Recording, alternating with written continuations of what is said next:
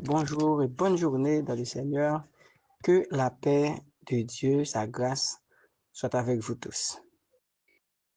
Aujourd'hui, vous écoutez la voix de votre serviteur, votre humble frère Agédor Miguel pour le ministère M3A missionnaire médical, M3A le message des trois anges, un corps saint dans un esprit saint. C'est ça que nous parlons, nous prêchons la spiritualité et le message des trois anges.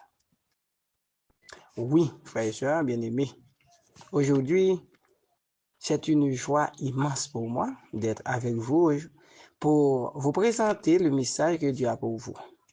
Le message a pour titre « Croyons et soyons prêts pour l'avènement du Seigneur ». Prions ensemble. À toi seul, la gloire et l'honneur éternel, notre Dieu, notre Père.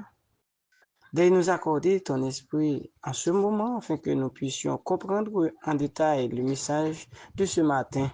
Et c'est au nom de Jésus que nous t'en prions. Amen. Bien-aimés, sans oublier le titre du message, nous allons lire ensemble notre texte de base dans Matthieu chapitre 24, les versets 36 à 51. Lisez avec moi. Pour ce qui est du jour et de l'heure, personne ne le sait, ni les anges des cieux, ni le Fils, mais le Père seul. Ce qui arriva du temps de Noé arrivera de même à l'avènement du Fils de l'homme.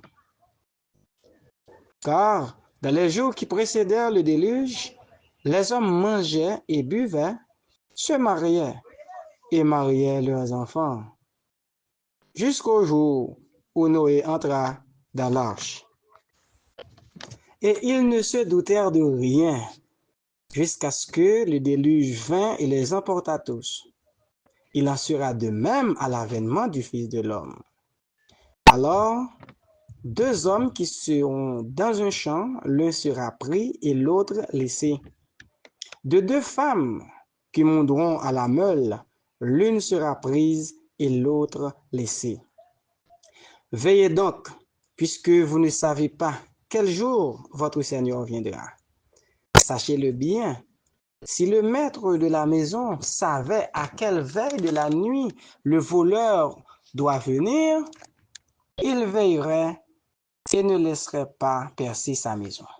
C'est pourquoi, vous aussi, tenez-vous prêts, car le Fils de l'homme viendra à l'heure où vous n'y pensez pas. Quel est donc le serviteur fidèle et prudent que son maître a établi sur ses gens pour leur donner la nourriture au temps convenable?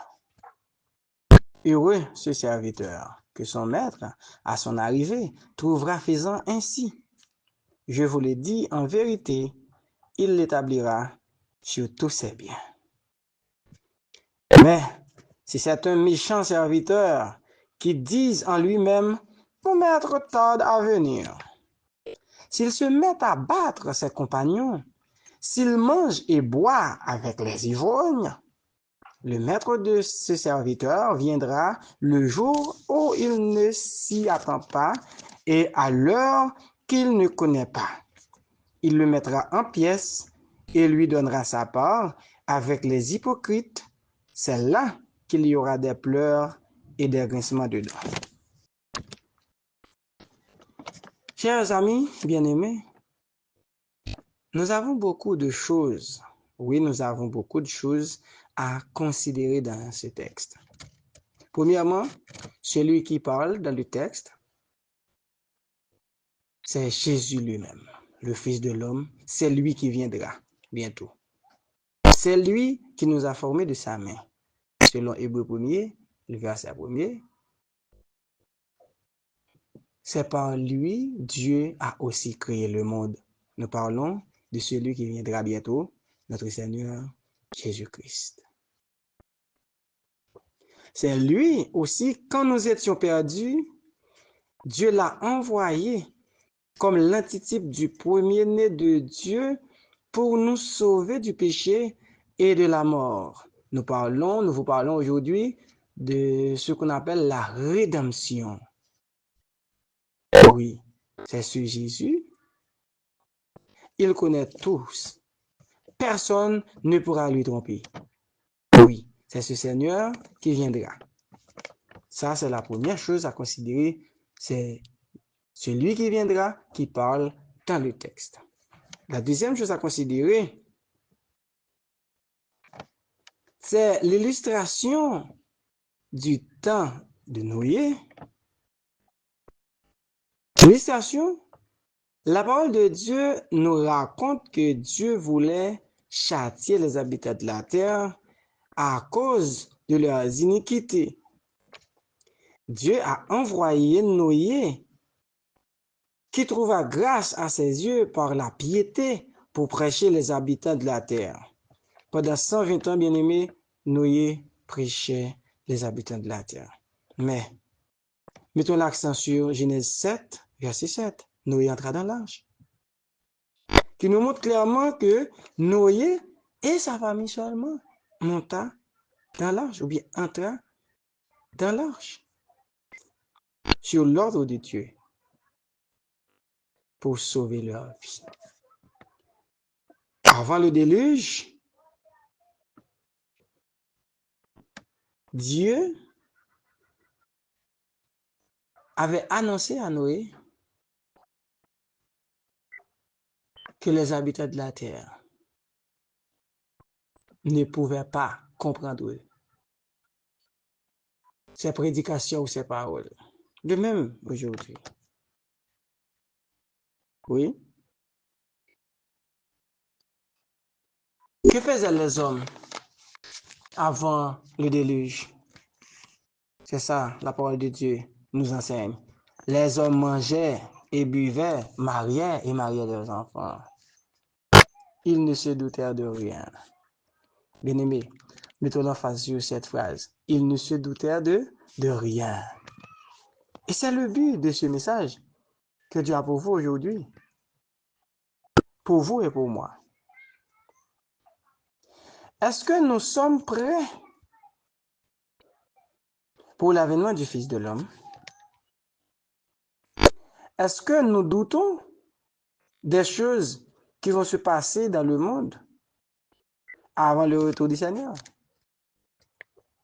Sommes-nous pas semblables à ceux des antédiluviens? Bien-aimés, le message est plus sérieux que nous l'avions pensé.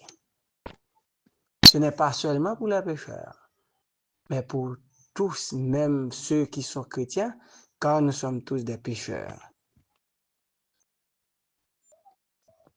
Aujourd'hui, nous voyons que les mêmes causes produisent les mêmes effets.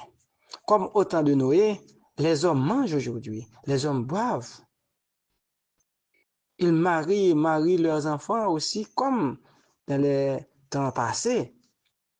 Nous lisons dans le livre de Timothée 3, versets 1 à 5. Nous lisons ces choses. Mettons l'emphase sur chaque mot dans les versets et comparons nos vies aux mots décrits dans les versets. Nous voyons comme au jour de Noé, les hommes aiment le plaisir plus que Dieu, ayant l'apparence de la piété, mais reniant ce qui en fait la force. Oui, c'est exactement les signes de l'avènement du Seigneur Jésus-Christ. Si les hommes savaient le jour ou l'heure de son retour, ils auraient pu essayer leur ruse. Mais seul le Père sait cette date. Alors, je vous rappelle que ces passages nous exhortent à être vigilants et véatifs à la rencontre des Seigneurs. Et de même que la parole de Dieu nous dit, l'âme qui pêche, c'est celle qui mourra, eh bien, ceux ou celles qui pratiquent la justice seront pris et l'autre seront laissés de la Bible. Soyons vigilants, frères et sœurs, pour l'avenir du Seigneur. Aujourd'hui, partout dans le monde, on parle de l'unité pour la paix. On appelle ça l'écuménisme, l'ensemble des églises chrétiennes. On parle de réchauffement climatique. Ça, c'est ça qui va déboucher sur ce qu'on appelle la marque de la bête. On parle de réchauffement climatique. On va mettre un jour spécial ou mettre la bénédiction sur un jour spécial pour adorer Dieu, etc. Donc, pour adorer la terre plutôt que Dieu. C'est la compréhension. On parle de réchauffement climatique et tous ne sont que signes du retour du Christ. Puisque la grande apostasie se manifeste comme au temps de Noé. Au temps de Noé, c'était une grande apostasie. Et à notre époque, à l'époque-ci, oui, c'est une grande apostasie, bien aimé. Eh bien, de même que Dieu avait la famille de Noé qui devait exposer leur vie à proclamer le message que Dieu a confié à Noé spécialement comme le chef de sa famille pour prêcher aux habitants de la terre à son époque, Dieu aujourd'hui a une minorité qui restera fidèle à sa parole jusqu'au retour du Christ. Oh, chers amis bien-aimés, je veux m'adresser à chacun de vous qui avez cette mission de rechercher des âmes pour le royaume de Dieu, de travailler sans relâche, car le jour de notre récompense est proche. Je m'adresse à ceux et celles qui m'écoutent en cette présente minute. Je vous invite à faire une expérience à ce Sauveur d'amour et patient. Je vous invite à vous préparer pour le retour de ce Seigneur Jésus-Christ. Aujourd'hui, nous vivons dans un monde là où règnent toutes sortes de plaisirs, de péchés, d'iniquité. Là où les hommes oublient leur Créateur et s'inclinent devant les créatures. Vivant de leur plaisir, ils ne se doutent de rien. Mais le texte nous dit de veiller, veiller, car ce qui arriva au temps de Noé arrivera de même à l'avènement de Jésus-Christ. Voici, bien-aimés, il n'y aura pas un déluge d'eau comme au temps de Noé dans les derniers jours, mais il y a ce qu'on appelle le jour de l'Éternel. Dieu ne peut supporter toutes ces abominations à toujours. Mais il a un jour, oui, il a un jour où les grands de la terre qui détruisent la terre seront impuissants devant la majesté divine. Un jour où la terre tremblera, le soleil s'obscurcira, le ciel s'ébranlera et Christ reviendra pour donner à chacun selon ses œuvres. À vous maintenant, chers amis, de décider. Faites le meilleur choix. Faites-vous le meilleur choix. Parce que vouloir ou pas, prêt ou pas, Dieu n'a pas besoin de votre opinion sur cette prophétie qui accomplira dans son temps. Au contraire, Dieu veut que chacun de vous, chacun de nous, y compris moi, soit sauvé. Bien-aimés, si vous entendez la voix de Dieu qui parle dans votre cœur, ne soyez pas endurcis, mais ouvrez vos cœurs à lui. Seul Dieu qui nous donne l'exhortation à la vigilance. Parce que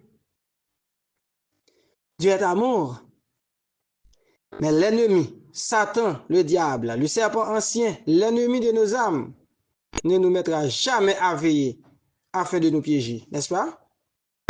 Mais Dieu, notre Créateur, a toujours mis ses siens en garde contre le mal. Premier exemple que nous pouvons prendre, Dieu a mis Adam et Ève en garde à l'arbre de la connaissance du bien et du mal, que Satan lui-même allait les piéger. Dieu a mis ses enfants en garde contre le mal, contre le péché. Ah oui. Deuxième exemple, comme nous l'avons vu dans la Genèse 6 et 7, la question de la famille de Noé que Dieu a choisie pour avertir les habitants de la terre face aux terribles iniquités que les hommes ont commis. Oui. Troisième exemple, de même que Dieu a toujours averti son peuple ou ses enfants, aujourd'hui, Dieu a un petit groupe sur toute la terre qui l'aime, qui prêche sa parole et la venue du Sauveur glorieux, Jésus-Christ. C'est bien ce petit groupe qui constitue son Église. Bien-aimés, nous, les membres du ministère M3A, missionnaire médical, M3A, le message des trois anges, nous prêchons sur la spiritualité, la santé, un corps saint dans un esprit saint.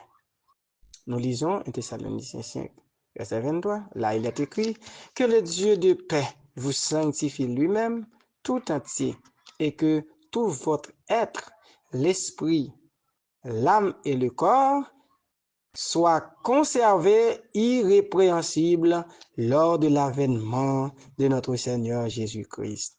Voilà notre but, ou bien la raison, notre raison de parler pour Dieu.